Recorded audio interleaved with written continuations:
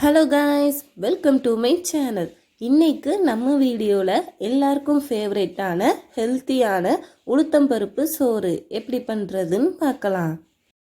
வீடியோக்குள்ளே போகிறதுக்கு முன்னாடி இப்போ தான் நம்ம சேனலை ஃபஸ்ட் டைம் பார்க்குறீங்கன்னா மறக்காமல் சப்ஸ்கிரைப் பண்ணிக்கோங்க. அப்படியே பக்கத்தில் இருக்க பெல் ஐக்கானையும் கிளிக் பண்ணி ஆள் கொடுத்துக்கோங்க. அரிசி 300, அதை களைஞ்சி எடுத்துக்கோங்க. தொளி உளுந்தம்பருப்பு 150, தேங்காய் பூ 3 டேபிள் ஸ்பூன், கருவேப்பிலை கொஞ்சம், வெந்தயம் 1 டேபிள் ஸ்பூன், சீரகம் 1 டேபிள் ஸ்பூன். ஃபர்ஸ்ட் நம்ம தொளி உளுந்தம்பருப்பை வறுத்து எடுத்துக்க போகிறோம். அதுக்கு ஒரு பேனில் ஆயில் எதுவும் சேர்க்காம லோ ஃப்ளேம்லேயே தொளி உளுந்தம்பருப்பை வறுத்துக்கோங்க. தொளி உளுந்தம்பருப்பு கலர் சேஞ்ச் ஆகிற வரை வறுத்துக்கோங்க. வறுத்த தொளி உளுந்தம்பருப்பை அரிசியோடு சேர்த்து களைஞ்சி எடுத்துக்கோங்க. அடுத்து ஒரு பாத்திரத்தில் தண்ணி கொதிக்க வச்சுக்கோங்க. தண்ணி நல்லா கொதிச்சதும் நம்ம களைஞ்சி வச்சிருக்கிற அரிசி தொளி உளுந்தம்பருப்பை அதில் ஆட் பண்ணிக்கோங்க. அரிசி தொளி உளுந்தம்பருப்பு ரெண்டையும் ஆட் பண்ணிவிட்டு நல்லா கலந்து விட்டு கொதிக்க விடுங்க. 2லிருந்து 3 கொதி வந்த பிறகு இந்த மாதிரி கரண்டியை நிப்பாட்டி பாருங்க. அது நின்றுச்சுன்னா நம்ம சேர்த்துருக்கிற தண்ணி அளவு கரெக்டு.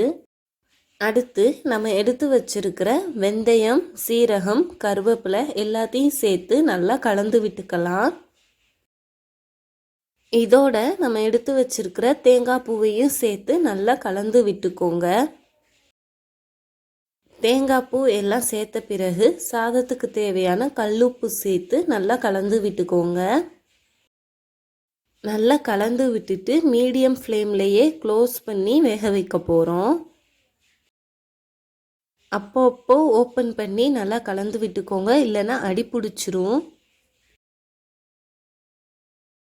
ஃபைனலாக தண்ணி எதுவும் இல்லாமல் சாதம் நல்லா வெந்ததும் நல்லா கலந்து விட்டுட்டு ஸ்டவ் ஆஃப் பண்ணி க்ளோஸ் பண்ணிடுங்க.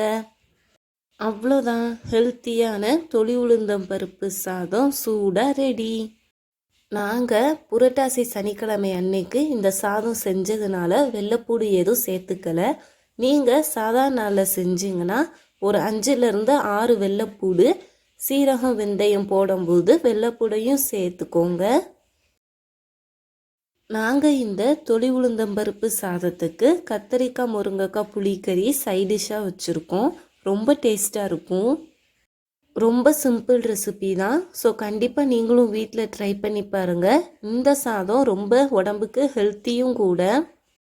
வீடியோ பிடிச்சிருந்தா மறக்காமல் லைக் பண்ணுங்கள், ஷேர் பண்ணுங்கள், சப்ஸ்கிரைப் பண்ணுங்கள்.